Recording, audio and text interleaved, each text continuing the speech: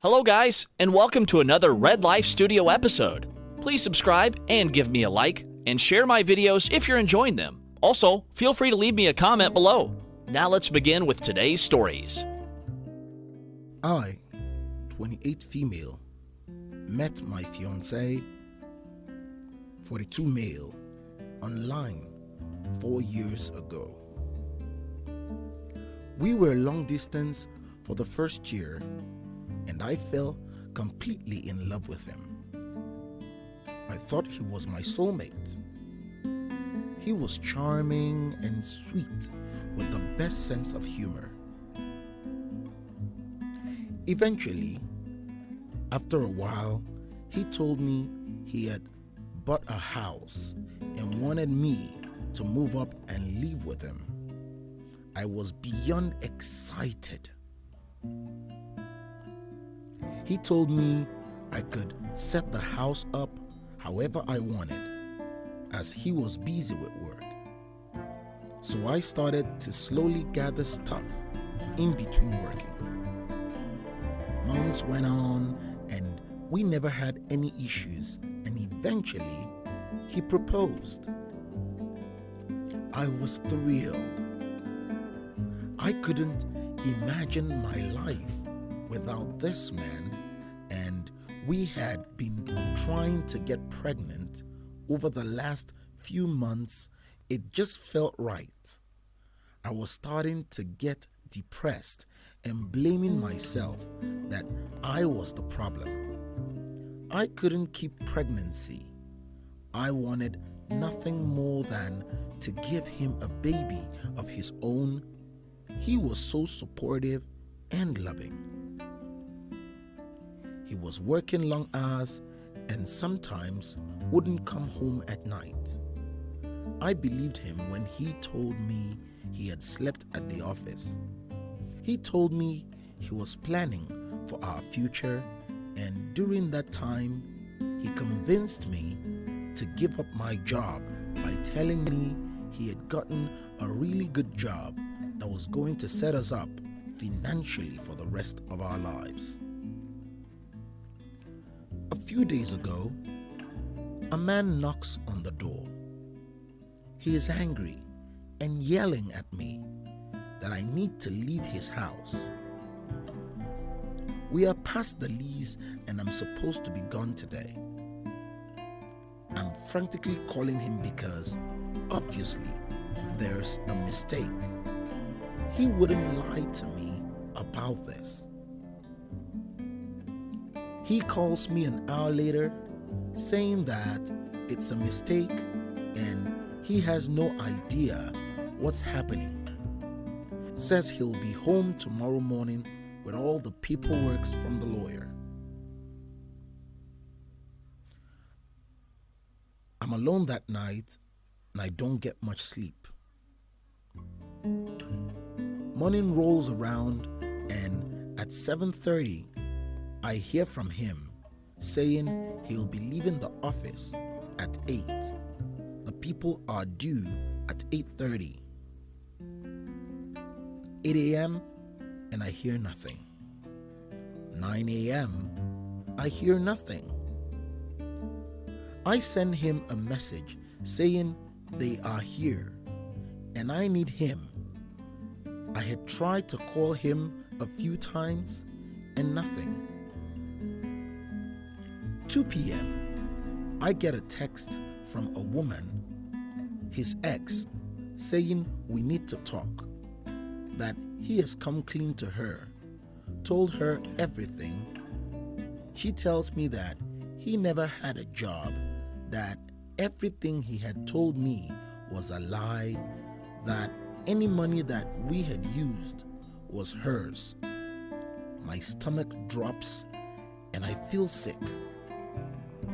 She tells me she can't even afford to feed her child this week, let alone get Christmas gift. And I'm feeling so guilty and sick as she keeps talking. Eventually, after we hang up, he calls me. I'm heartbroken and desperate. for none of what she said to be true, and all he can say is he was happy and that he did love me. I packed as much clothing as I could fit into the car. He had given me his old car to use when he got a new one, as mine had gotten a busted window. It was her car. I asked when she wanted it back, and as far as I know, she wants nothing to do with it. I crashed on a friend's couch the night it happened. I had nowhere else to go. Now, I'm 5 hours away, trying to figure out how to restart my life with no money. Story 2. Help me get my mind straight, please. I will outline the evidences I have that my ex-boyfriend cheated on me, but he will never admit it. We were together 4 years when this happened. Evidence. Number 1. I had a really bad feeling when I was out with friends for the day and night. I texted him that night and didn't get a response for a few hours. Not so weird, but he claimed he was just at home watching TV. Number 2. I felt so off when I got home the next day that I snooped in his phone. I know. I found texts from an unknown number, one from the other person saying okay, and one from him saying sounds good, which made me think above texts had been deleted. That's not a complete convo, right? I asked him about the texts from the number. He said it was a wrong number and doesn't remember the conversation they had. Number 3. I copied the unknown number from his phone into my phone and texted it something like, "Hi," and I got a text back, something like, "Hi honey, my in-call rates are $250 for 30 minutes and $400 per hour. I'm located at dash this hotel with address. Would love to get to know you." I'm immediately like, what the fuck? I had to Google in-call to confirm what I thought that meant. This is already a bad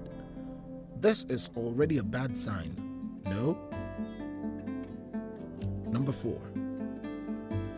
I Googled the number and get the web page for an escort service, and I'm able to see even the specific girl who is at the end of that number. Let's just say her profile was right up his alley. With this evidence, I confronted my ex. He says it's all a coincidence. He was home relaxing. He laughs at me and says, "I'm sorry. I don't know what to tell you."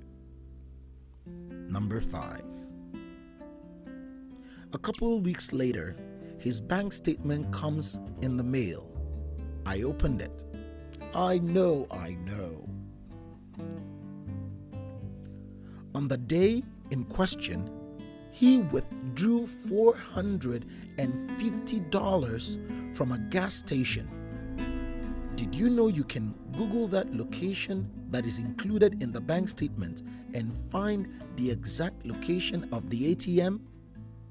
I didn't. The gas station ATM where he made this specific amount withdrawal was right across the street from the hotel where the escort said she was located. For me, it's too many coincidences. What do you guys think? I obviously don't trust him and broke up with him because trust was an issue either way. But help me clarify what most people would have thought. I think knowing what other people think will put my mind at ease. Thank you in advance. TLDR. He was cheating, right? Evidence. Texts from unknown number. Unknown number belongs to an escort. Bank withdrawal of suspicious amount across the street from hotel escort is located.